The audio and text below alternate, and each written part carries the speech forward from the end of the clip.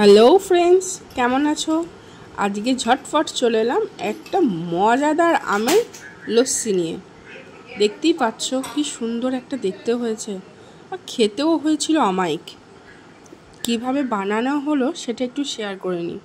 এখানে আছে প্রচুর ড্রাই ফ্রুট, টুটি ফ্রুটি, কাজু, আমন্ডস, কিশমিশ, আমসত্ত্ব। আচ্ছা, আর এটা একটা হলো আইসক্রিম ভ্যানিলা ফ্লেভারের। তোমরা যে কোনো ফ্লেভারে নিতে পারো পছন্দ মতো। যেহেতু এটা আমের রেসিপি, সেই জন্য আমি আর আলাদা করে ম্যাঙ্গো বা অন্য কিছু নিইনি, যাতে ম্যাঙ্গোর টেস্টটা ঢাকা না পড়ে যায়।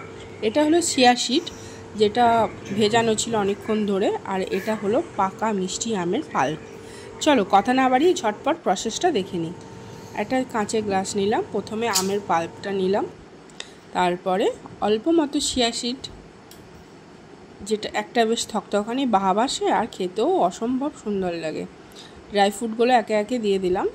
ও তো আগেই বললাম যে ওর মধ্যে টুটি ফ্রুটি ছিল, আমসত্ত্ব ছিল, কিশমিশ ছিল, কাজু ছিল, আমন্ডস ছিল। বাড়িতে যেটুকু ছিল সেটুকু দিয়ে চটপট বানিয়ে নেওয়া গেল। ব্যাস, খুবই সহজ ইজি একটা প্রসেস। তোমরা যখন তখন বানিয়ে খেতে পারো আর এনজয় করো ড্রিঙ্কসটা। নিয়ে নিলাম।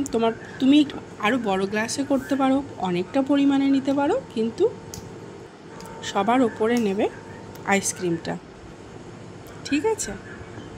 তো ব্যাস, এইভাবেই কমপ্লিট আজকের ড্রিঙ্কসটা, আমের মজাদার লস্যি।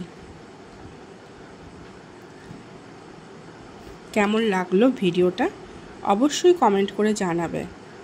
আর হ্যাঁ, যেটা বলতে ভুলেই গেছিলাম, পুরো প্রসেসিংটা কিন্তু আমার বর বানিয়েছে, আমি শুধু ড্রিঙ্কসটা এনজয় করেছি।